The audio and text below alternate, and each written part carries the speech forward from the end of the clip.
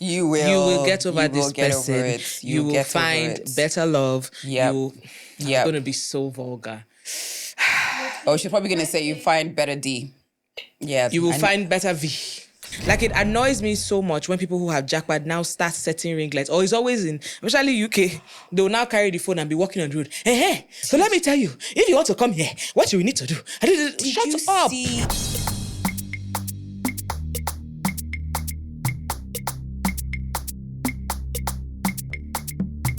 Welcome to another delightful episode of Off Air with Bimi and Tools. My name is Bimi. I've been drinking. My name is Tools and I'm hungry. On this episode, we've got fan mail and we can't wait to get into it because juicy gone. Juicy.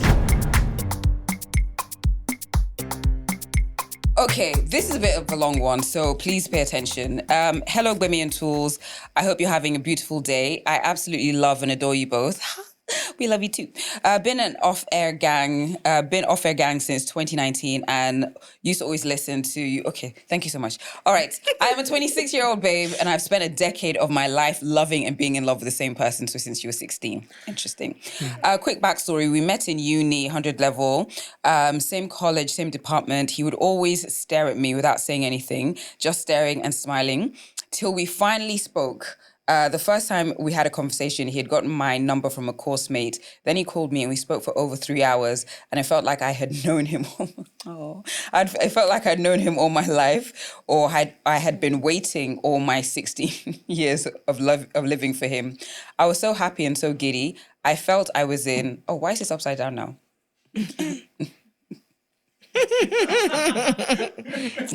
I felt I was in love right at that moment. I think I fell in love right then, really. I was 16 years old. He was 18. Aww. It just felt very perfect. I loved him so much. Oh my God, nobody could tell me anything. We were so in love and in our own world. We dated throughout the course of our duration in uni for 4 years. But in all of this love and happy feelings, there were a lot of tears, hurt, fear, not feeling enough. It felt like I had to beg for even the smallest thing. Returning my calls, calling me, carrying me along with his daily activities, checking on me as much as I'd want, especially whenever I was sick. And there was cheating. He'd say not physically, but he emotionally cheated on me on multiple occasions, never having boundaries with the opposite sex, being overly friendly and flirty, and not seeing anything wrong with it. Okay. Eventually, I had to call off the relationship. Looking back now, it felt like I only held on to it and hoped he'd change because we were in the same space. And seeing him almost every day, it was hard for me to come to terms that I'd have to break up with him and the relationship wasn't working anymore. I spent 4 years of my life, spanning from my teenage years to early adulthood, loving this person. I never stopped loving him, even with a breakup, but I knew I needed to choose myself. It was hard. I cried, I drank, I cried. You were 16. I cried again, I wailed, I got therapy. Nothing seemed like it was going to help. I broke up with him. Oh, no, sorry, you weren't 16 because that was 4 years later. I broke up with him 2021 and every year since then, he has always reached out, asked for forgiveness, for another chance. And because I was still in love with this person, it made forgetting him harder. But even the moments we weren't talking, I still couldn't stop myself from not loving him. I couldn't love anyone else. I met a couple of people that were amazing. One of them was my dream guy to a T, with not just his words, but in his actions, from the barest minimum to the not so big things, to the big things. I never had to ask. He cared for me, loved me, worshipped the ground I walked on, literally, but I couldn't even try to be half the person he was to me. So I had to let him go. Now this year, I'm back talking to my ex. It's been about 6 months now. It's been good, really good. He's better in certain ways and he's always willing to work on anything and everything I bring to his attention. Wait now. He really is amazing. He is sweet. I wasn't able to forgive him and move on previously, but I couldn't let go because I couldn't let go of the hurt and anger. But I've been able to do that this time around to a certain level. Maybe because I can actually see a whole lot of changes and improvement with him. Maybe because I spent a lot of my life dreaming about ending up with this person when we were together. So am I still carrying that hope? I haven't really told my friends, you know why, much because because I know what they're going to say and I understand why they'd have reservations because they were my rock when it happened the first time. They really knew how broken I was. They literally built me and my confidence back with love. patience, kindness, and no judgment. I know they are also just looking out for me and don't want me to hurt again. I'm about to turn 25. I'm scared of giving this another... Maybe she made a mistake, yeah. Yeah. I think she means 26, right? Big difference. I'm scared of giving this another try and it fails again. Am I being a fool or a weak babe? Because why can't I move on? Let me see. Why can't I move on from this person? Why can't I stop loving them? I don't think I want to, if I'm being real with myself, but I'm scared. We had a conversation. There's been assurances and reassurances, but there's still this silent worry in the back of my mind. Plus now, there's distance. We live in different countries. Hey, God. You people are very rude. So it adds to the worries. One day you will face the war. So it adds to the worries. Can I trust him? Will I feel included in his life? Even though we are thousands of kilometers apart, will I always be enough? Will I always matter? He matters to me and I want to feel the same way from him. Please, I need your... Wait. When she said, please, I need your grown adult advice. I need your grown adult advice. Sorry for the long yapping. Man... Where do we... That's a lot. All right. Here's what I'm going to say, sister. I need you to stop romanticizing the past. You need to move on. There's 7 billion people in the world. Half of them are men. Another maybe 1/10 are nice. So, no, honestly, I think you need to move on. Yeah. People were snickering and giggling. They're very wicked. But I would say with love, if you were my younger sister, I would say that you need to move on. You have your whole life ahead of you.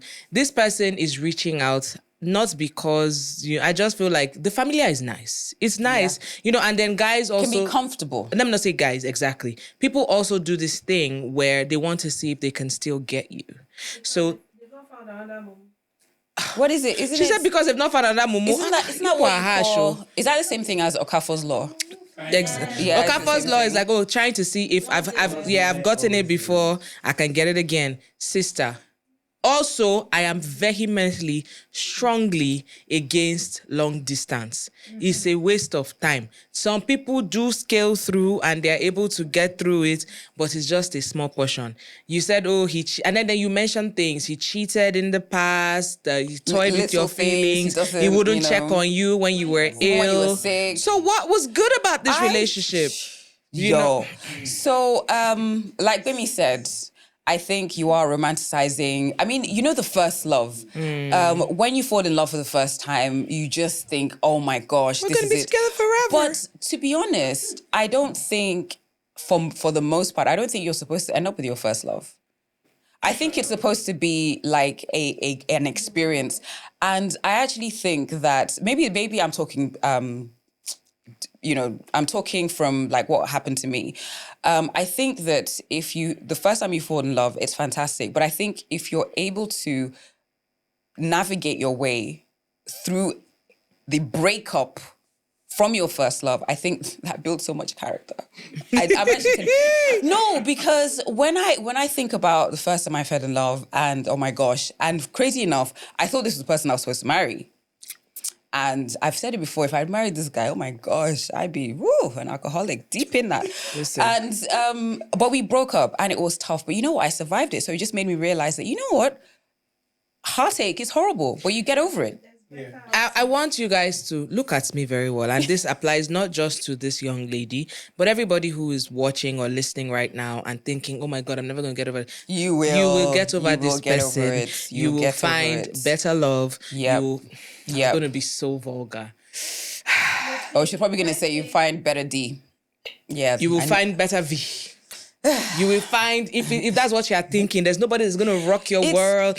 You will find. I don't think it's like a sex thing. I think it's that feeling. When you first fall in love and it's like a drug. Yeah, it's I'm like just saying, for some people, it is a sex thing. You're 20. You will be fine. You're only 26. Even if you were 36, even if you're 46, this is the advice that I would give you.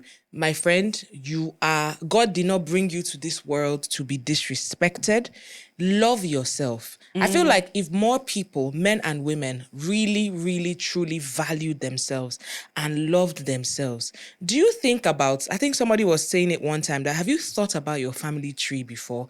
Do you know how many people it took to get you to this world? If you think about it, you will treasure yourself more and not allow anybody treat you any kind of way. I'm not saying that this person is a bad person and is a killer or whatever, but I'm just saying that explore.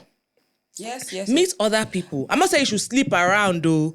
I'm just saying no, because when you hear, But when people sometimes say the whole phase is necessary. exactly, when you You already said exactly. You already said that's a Freudian slip. No, you already said exactly. You already said exactly. What I'm saying is, when you hear explore and when we're talking about dating and love and relationships, people think, be a hoe. That's not what I'm saying.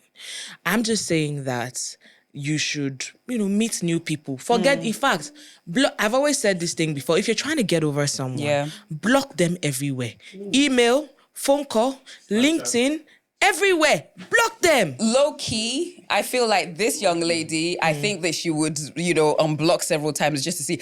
I understand the attachment. I completely understand the attachment. This is, I get again, you. like I said, this is your first love. But you actually, in your whole 26 pages, you actually did not once say how he makes you happy.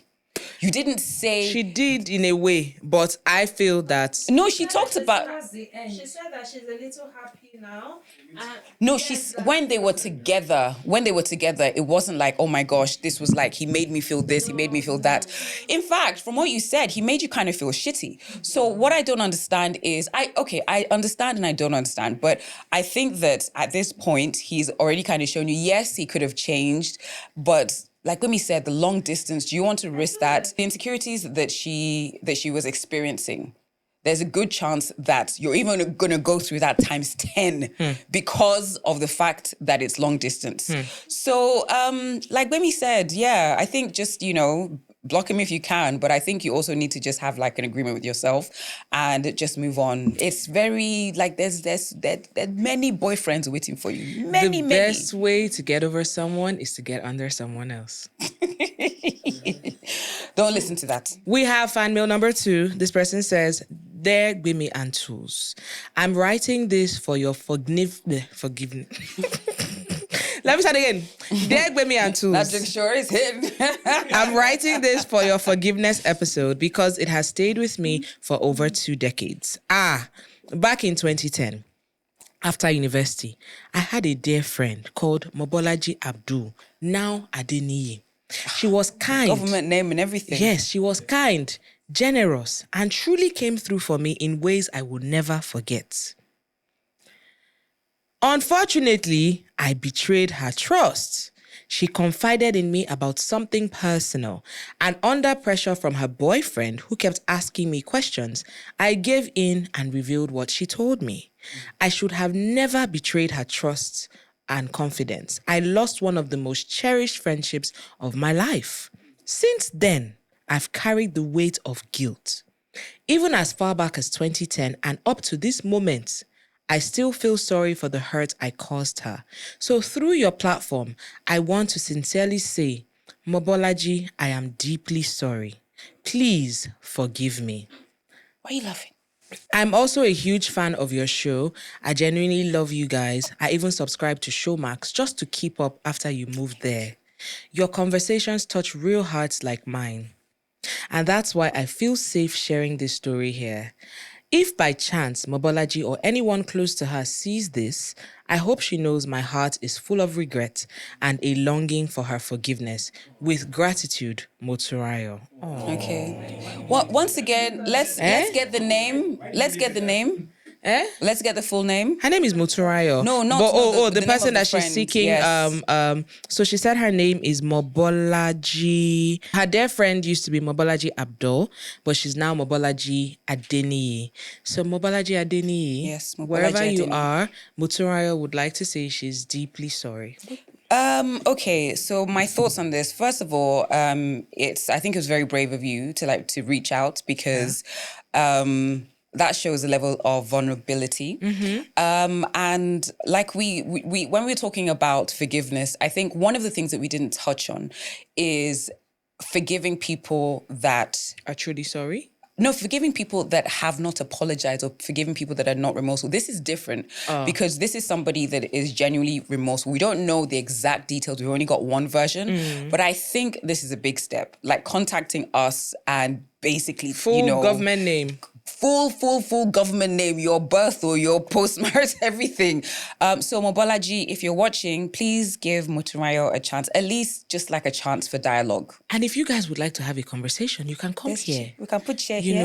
know, this is a free, a safe space. Yes. You know, Come and speak your truth, We'll be Mobolaji. glad to actually help this reconciliation process. Even though we are still working on how to forgive people, we love, No, honestly, Did this you get touched me. lectured? I got lectured, though. I By got lectured who? about it. Just a few people saying, forgiveness is... They're scared of me, so then you say that to me. So No. Some like family members were just Yeah. like, you need to soften your heart. I'm like, okay.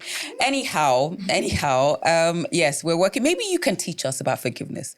Maybe that's what's supposed to happen. So if you want to come on the show, feel free. Why are you sipping like that? I think that if a Like we're person, in a market. if a person is genuinely sorry, Yes. I don't have any problem forgiving. But those ones that are not sorry, So if Mobolaji, if you're listening to us, if this is something that Motunrayo did just once, and you feel that she is, thoroughly remorseful, I think it's fair to just at least have some dialogue. If it's something that she did a few times, then, guard yourself. come tell us the tea, girl. Let's try and resolve the issue. I think also for those people who are maybe watching and you'd like us to judge something, like how they used to have like Maury back in the day, Maury show, and then one person will be like, this person hurts me, and then the one person will tell their side, another person will come and then we'll try and resolve your matter. We could do that here. Do you We're know in what the I wanna process do? of mending relationships. If you're going to say Maury, I want to do the freaking paternity test. Like, Yeah. Mr. Balogun, you are not... You're not the father! Anyway. I don't know, man. Anywho. I feel good. You feel good. I feel like we've actually done... I feel nice. Yeah. I feel good. Yeah. I do. It's straight gin. So I'm okay. I'm actually very, very great. So can we move on to the next thing? Progress no dey happen just like that. It dey come from support when you need am. Mommy, I got the school fees. You too much. Na MoneyPoint. MoneyPoint, thank you. Customer, na transfer, abi? Confirm. Bro, na transfer. Na MoneyPoint, oga. Oh, na confirm. Progress na peace of mind when you know say payment go land as sure banker.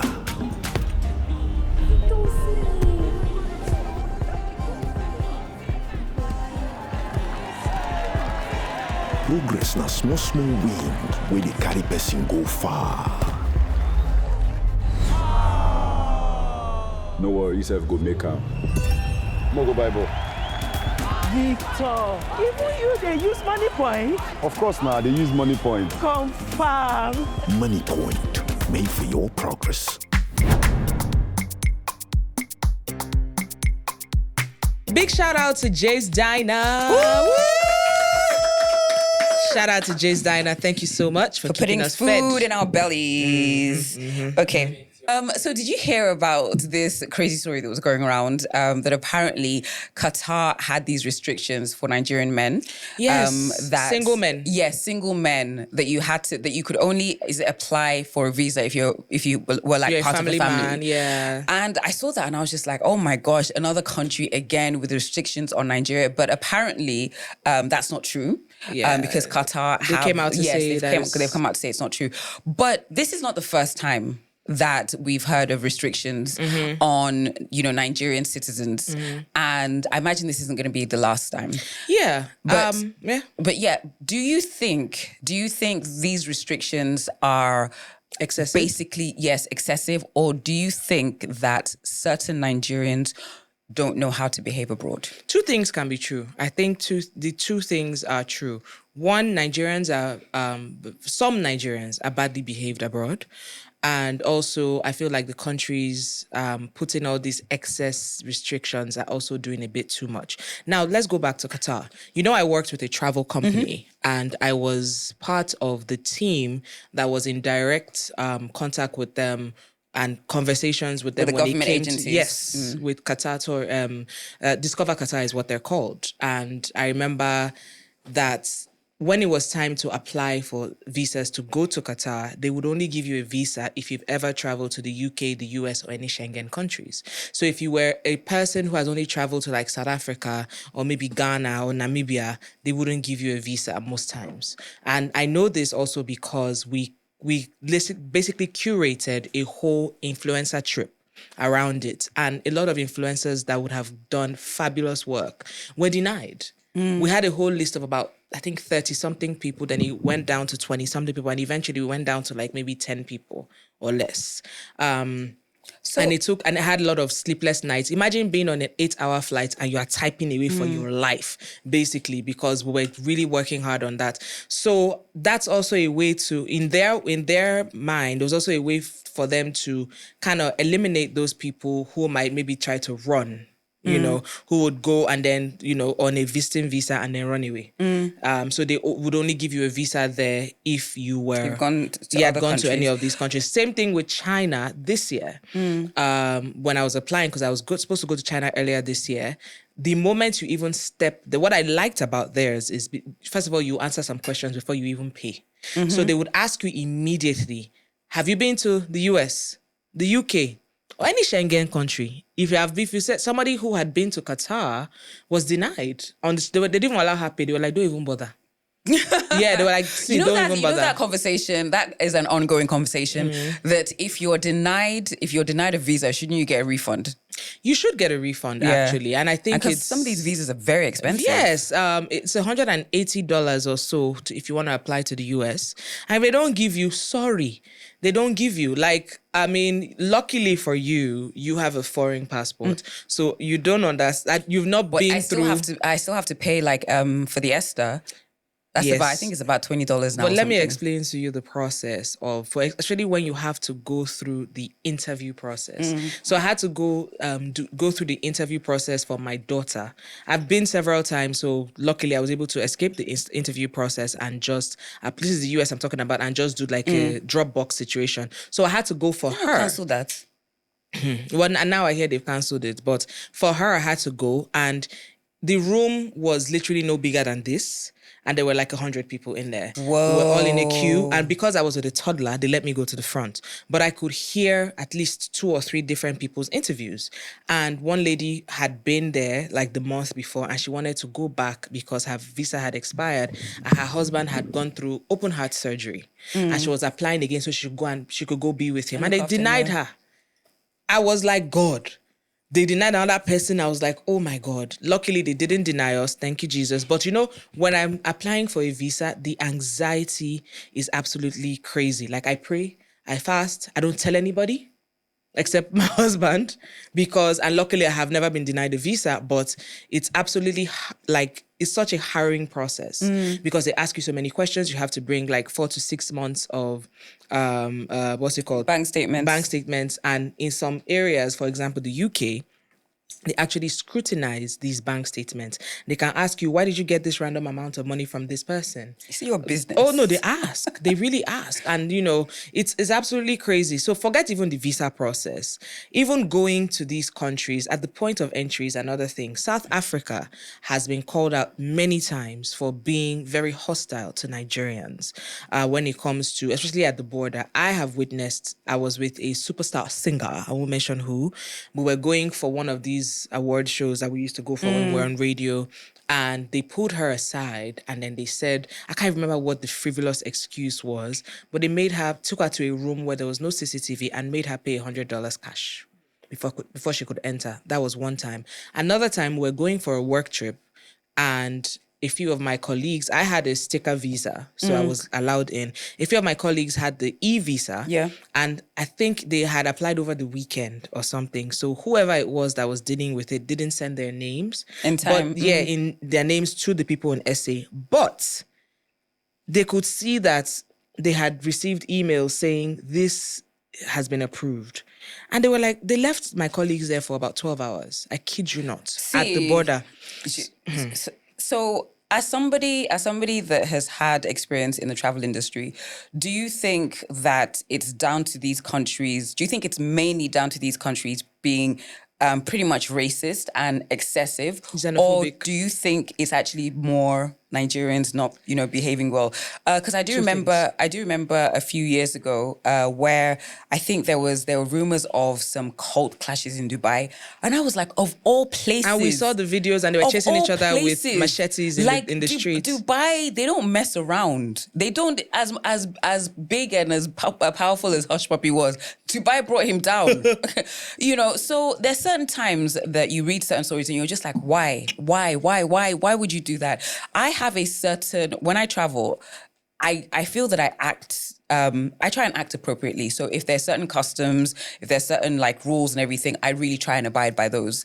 But then sometimes when I'm traveling, obviously I'll use, most cases I'll use my other passport, but I've seen faces change when they see my Nigerian passport. Or if I'm going somewhere, if I've traveled somewhere and I may be connecting before I connect to my flight back to Nigeria, the way they treat you, let's say I'm leaving Atlanta. I'm leaving Atlanta and I'm going to, I don't know, London or wherever. Atlanta to London. Good evening, madam. Enjoy your flight. You're going through, security. You're going through everything's nice. But when it's like a London to Lagos, they do tend to treat you a little bit different. There was this I think it was Amsterdam, just recently, Amsterdam, or was it Frankfurt to Lagos? And I'd gone through that security that you go through just before you you actually board the plane. So I went through that, and I had hand luggage and a bag. And before I even said anything, because I always try and be pleasant, I'm always like, oh, good evening, good morning, good evening, whatever. And they said, he was like, you can't take that bag. And I'm just like, what? The hand luggage that they weighed when I checked, and she's like, no, it's too big. And I was like, and she wouldn't even let me speak. And then I just saw that she was hostile. She was just very, very hostile. And I also noticed that she was hostile. She was more hostile to the black passengers. And I literally was about to start... But I was like, you know what? Before they say another Nigerian again. Fly, and I'm just stuck there. So I do agree with you. I think it's a mixture of both. I do think that, you know what? Let's be honest. Nigerians are loud. Nigerians are very loud. Yes. So there's certain things that other countries do, like citizens from other countries do, and they just they can scale. But Nigerians are so loud. I think also, for example, Canada, there's more Indians in Canada than Nigerians. And they also have their own set of problems. They also, the story is that, this is what I hear. Allegedly, is that when an Indian rents a house, they will bring 20 of their brothers and sisters or relatives or co-Indians, and they will all live there. And, Canadians are not very happy with that. The Canadian government is not happy with that. Other people from other countries behave badly. I remember there was a case whereby they busted some fraudulent people, and they were posing as African princes. You know how the standard Yahoo boy email situation, how they will email people and they'll be like, turns out there were some white guys in America posing as Nigerian princes. So it's also that as well. I feel like we are also, okay, let me give you an example. When you are leaving the airport and it's time to board, the way some people behave as you're about to board, as if we're not all living on the same aircraft. Why are you rushing? Why are you trying to skip the line? But the moment we get into another country, the way they comport, they behave themselves, they're soft-spoken all of a sudden, they're not shouting. The one I'll never get, the one I'll never understand is when the plane has just touched down. This plane is still moving, and then everyone just gets up. I've been on a flight where the air hostess is like, please sit down, the plane is still moving. She said it nicely the first time. The second time, can you sit down? And then people just ignored her. And they were there opening, trying to get their hand luggage. I mean, people would argue and say that, the people steal hand luggage, which does happen in some cases. But just keep an eye on where you keep your hand luggage. But I just think that in general, a lot of times Nigerians are treated badly even when you have like extensive travel history. That's why I had some sort of, when you mentioned that particular airline, I think on our first episode, 'cause I was just like, they didn't treat me nicely the first time I went. In fact, I don't even think I want to even fly with them for a while, because I remember I was transiting, I used their airline, I was transiting through their country to another country, and you know how you are lining up at the gates and basically they are checking. This guy, the moment I gave him my green passport, his face changed, his demeanor changed. And he said, please wait here. And then he went to call his boss and he whispered loudly, Nigerian passports. Oh my God. And then they now came to ask me, oh, hi, where are you traveling to? I'm traveling to XYZ. Can we see your ticket? Here it is. Have you traveled before? Yes. Would you like to see my last 3 passports? Oh. What do you do for a living? I'm a media personality. Oh. And then they asked me how much I earn. At the gate. You are not at the border. But I answered anyway. I tried to remain as calm as possible so that they won't say, hey, you see how she's behaving? And then the guy flips. Then he sees like my last 3. Like, it's so bad that I travel with at least my last 5 passports, so that you will see that one has traveled though. And she has gone back to her country. She doesn't want to stay in your country. And then the guy flipped and he was like, okay. And then he let me in. And even then, something else happened. I was the last to board, literally, because they still asked me questions again when I was about to board. And I was just like, what is the problem? Like, which sin did I commit in a previous life? Having that green card, boy. Like, It's having that green card. Like, that passport. Like, and I just feel like it's so unfair because there are people who travel, come back, they don't overstay, they don't try and jackpot on visiting visa. But there are some people who still behave badly. Like, it annoys me so much when people who have jackpot now start setting ringlets, or it's always especially UK, they'll now carry the phone and be walking on the road. Hey, so let me tell you, if you want to come here, what you need to do?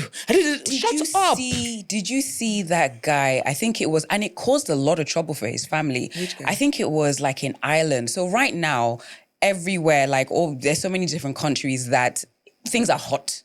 Things are hot when it comes to immigration, whether it's legal, whether it's illegal. It's almost like everyone's like, we don't want you in this country or whatever. And I think it was Ireland. And this man he'd gone to Ireland, and I think it was his 2 daughters. They were now going to join him. This girl did the whole, follow me as she did a whole TikTok's video. her whole thing.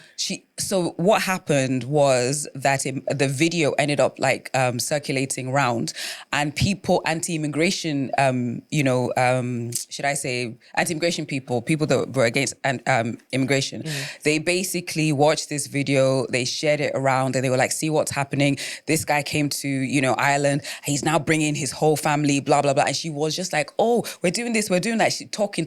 So her whole family, because she did a whole video, got to the airport, when they landed in Ireland, showed her dad's face, her sister's face, everybody. And it sparks off like a whole conversation. Like, why are these people here? Like, what are you doing here? Are you a skilled worker? Are you this? Are you that? So it's crazy. I have also, as you were talking, I just remembered one incident. When you travel, do you find that certain countries, in terms of when they start the immigration process, as in when the immigration officers start talking to you, do you find that sometimes when you're coming from Nigeria, it's at a different point? Oh, when you say, explain. Okay, so let me explain. So there was a flight that I was on, and as you were leaving the plane, like, you leave the plane and then what is it called? Is it like a finger or something? So we hadn't even reached the immigration section where they stamp your passport and everything. So that was almost like the secondary or tertiary point, that place. So literally you're getting off the plane. Before you've really walked into the airport, there are immigration officers there and they were looking at your passport. So this happened to me. This was like many, many years ago. It was actually before I moved, and it happened to me in Frankfurt. So I was still living in the UK. I'd come here for holiday. I think I used like a dodgy travel agent to book my ticket. So I didn't have a return flight. I didn't have a return flight. So I had to, get like a one-way. that was where Wahala started. I had to get like a one-way from Nigeria to the UK. So this is me. I'm just thinking, I'm a British citizen, innit? I'm fine and everything. So I get on the plane, everything is fine. And then we land. We land in Frankfurt. And like I said... They're waiting for you. No. Not just for me. The immigration process started like literally almost as you stepped off the plane. So you hadn't even walked. You know, you walk, and then you get... No, they were like literally...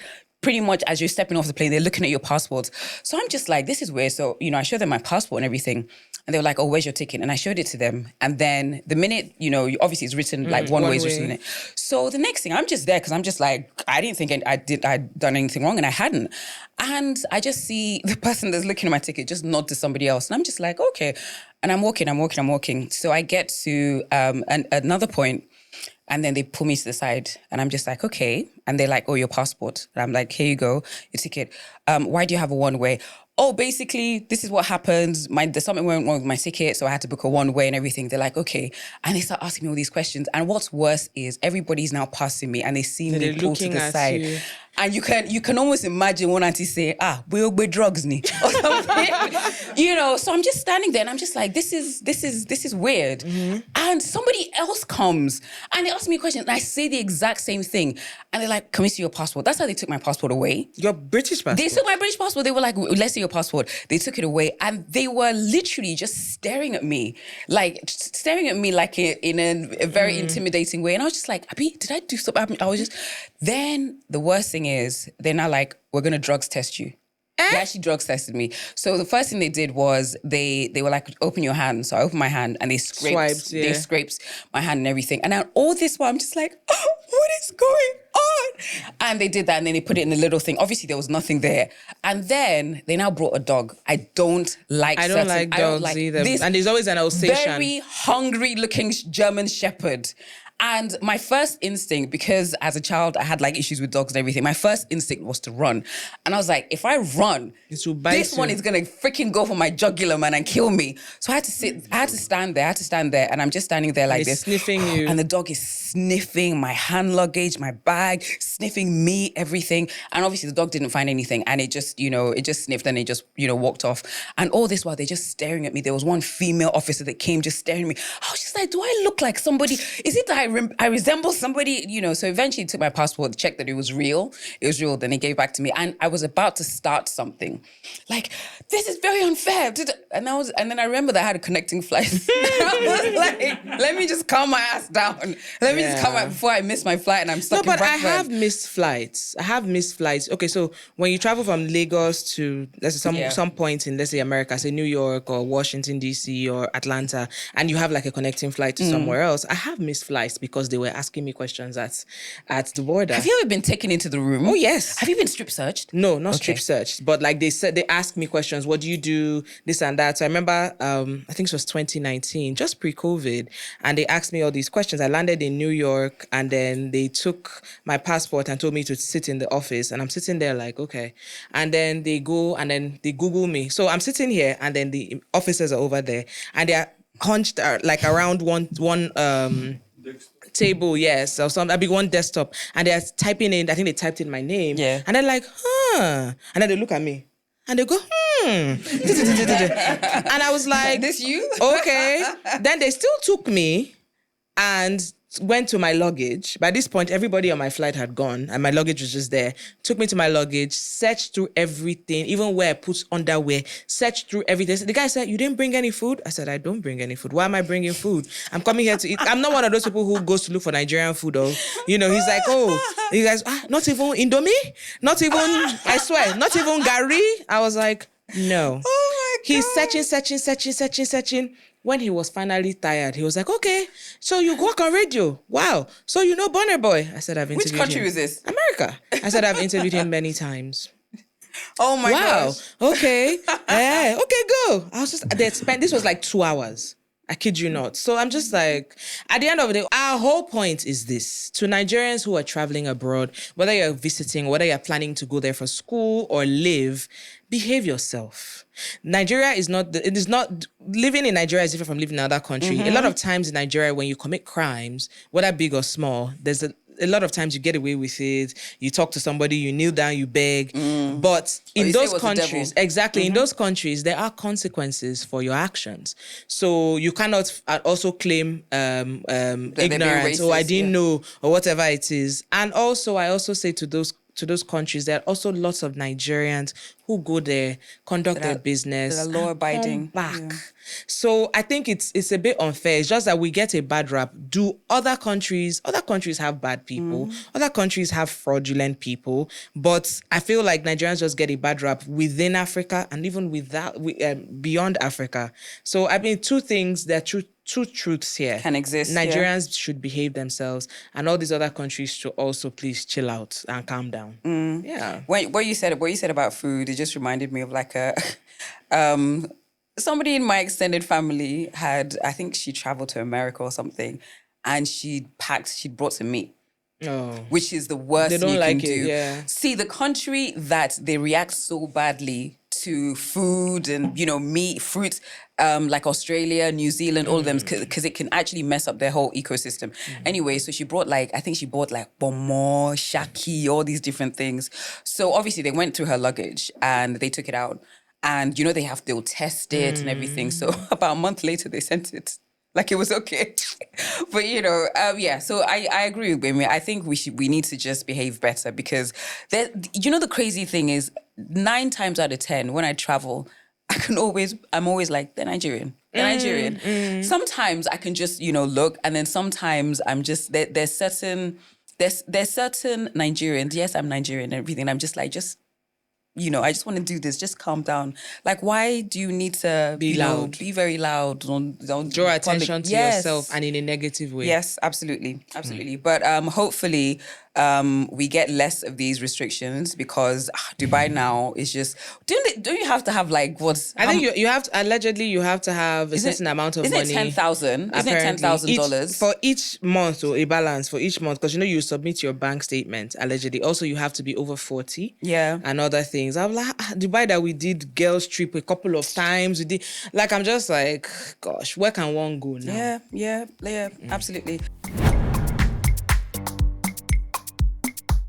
It is now time for MoneyZone. For those of you who are watching, maybe you've watched for the first time or you've watched before, you know what MoneyZone is about. For those who are just joining us, MoneyZone is basically where we talk to you about how MoneyPoints can help you, whether you're a business owner or not. All right. So there is a question here before I get into it. Do you know what my biggest pet peeve is? What is your biggest pet peeve? When my bank messes me up, disgraces me. I'm trying to pay for something, maybe at a restaurant or a supermarket or wherever, so even just to transfer money to somebody, and all of a sudden that's when their app or whatever it is decides not to work, or their network. I do not like it at all. And this is why MoneyPoint is important, because they will not fail you. Amen? Amen. All right. So today on Ask MoneyPoint, they'll be answering your questions about money and showing you how to always get the most value from it. Very simple. So the first question is... Should I do the first question? Okay, go ahead. Okay. Go ahead. All right. So my landlord insists he paid for electricity on our shared meter, but the token hasn't reflected. Now I'm in darkness, burning fuel while the whole area has light. He says if I can't wait, I should go to the power company myself. Very frustrating indeed. Extremely frustrating. Yeah, but this is what MoneyPoint has said. But sort it out yourself this time and let your landlord know next month's bill is on him. In fact, show him how to use the MoneyPoint app too. It will save you both the stress basically. So head to your MoneyPoint app to purchase the electricity token directly from your phone. You get it immediately and you can stop burning fuel or stop arguing. I don't like petty arguments. I feel like life is already stressful as it is. Don't stress me, please. Simple. And there's another question here. Should we take it? Okay, let me read it. Okay. So I was in my job interview this morning when I suddenly ran out of data. By the time a friend helped me buy some, the interviewer had ended the call. Village people. Should I send an email explaining, or would that make me look unreliable? God, I beg. Credit I'm sorry for finishing. laughing, but Credit finishing. again, the advice, a quick email explaining what happened and assuring them it won't happen again shows honesty. I agree with that. But for the future, protect yourself with MoneyPoint. You can buy data instantly by dialing *5573#. That is *5573#. No need to call anyone for help. That way you won't find yourself in a similar situation again. Trust me, there's so many situations, like being stranded is not fun. It makes you look funny. It makes you look like you don't want to pay. It makes you look like you're pretending. So it's best to just get the MoneyPoint app, open that account, maybe run your business account through it or your personal account through it. Also ask for your card and you will not be embarrassed anymore. Amen? Yep, absolutely. When you go to the supermarket as well and you're doing a transfer and then they literally will not let you leave because the money hasn't dropped. Anyways, we've all experienced it and it can be very, very frustrating and embarrassing as well. Very, very embarrassing because it looks like you're trying to pull a fast one. I once had to wait for an hour. I was using another app and I was there for an hour. I was livid because I did not want to drop the things and come back. You know when you've packed the things you want. So now start again. I was there for an hour. Oh my gosh. Anyways, once again, make sure you download the MoneyPoint app. You can get way, way more information. We've just given you like a brief fraction of what you can get from them. You can get lots more information. And of course, if you are a business owner, they have lots of great benefits for you as well. Okay? Like the industry has tried to count you out, like since I started. Talk about it, man. Because I think people look, to be honest, people see you're gorgeous. You're getting endless bags. You are, listen, that girl, right? I don't think they understand how many doors, how many rejections, how many times people have counted you out. I saw it on TikTok. They were like, they talk about pretty privilege, but they don't talk about pretty punishment. There's been so many times I've just been counted out, and I know that it's behind animosity. I know it's because of a hidden agenda, but it makes me work harder. But this has happened like my whole life. So it's like what I deal with in the industry is just different face, same case. Oof. Is there such a thing as pretty punishment? I think in some cases, but not this case. Okay. I'll say not this case because if I was to give you a piece of paper and I was to say, write down the top 10 female rappers, Saweetie wouldn't make it. So, and this is not me being evil. I think there are a few songs that she's dropped. No, I'm she's just got like, some bangers. but she's not the person that I go to when I'm thinking of Greatest of all time female rappers. Not even greatest of all time, like greatest in the last like sort of few years. So I do believe, there's pretty privilege and pretty, what do you call it? Punishment. But not in this case. Like for example, if you have, and then it's sometimes it's very, very silly things. Like if you have like a female doctor that's really, really, really beautiful, there's certain people that probably will question her qualifications. Or are you just here because, somebody just let you be because you're fine or something? But in this case, no. What do you think? I mean, I'm not trying to be harsh, but I was just like, okay. She's not. To be honest, if anything, I think her looks have helped her. God bless you. I feel like her looks have helped her. I was about to say that. I feel that Saweetie, in terms of her commercial success, it has not been bad at all. It has not been bad at all. And I do think her looks have helped her. Definitely. If she's saying this because she thinks that, in terms of her talent, it's not being recognized enough. Sorry. Why is her face is making me laugh? No, because I remember that she was in Nigeria last year and then she extended her trip. She kept extending her stay rather. And I'm thinking, she's not staying for the jollof rice. Maybe she's staying, for the passion for music. Yeah, because, whatever. Anyways, I do, like I said, let me just wrap it up. I do believe that, yes, there's pretty privilege and pretty punishment. But for this case, I think she's wrong. I think, there's not pretty punishment. I agree. On that note, want to say thank you for rocking with us for this episode. It's been fantastic. It has been amazing. Shout out to you guys. Thank you for writing to us for fan mail. Keep the letters or emails or DMs, whatever it is coming. It's over here. Make sure to like, subscribe, comment, and send the link of this podcast to everywhere. everywhere Yeah. you interact with your fans, your friends rather. Yes, of course. And Mobolaji, we want to hear from you. Moturayo. No, Okay, well, both of them. Mobolaji's the one that they're apologizing to. Well, fair. So Mobolaji would love to hear from you. Let us know if Moturayo is actually bugging, okay? Imagine if we find out that there's more to the story. Do you understand? Gang, oh my gosh. Gang. Hey. Have a fantastic weekend. Thank and we'll you. be here next Friday. Woohoo! Bye.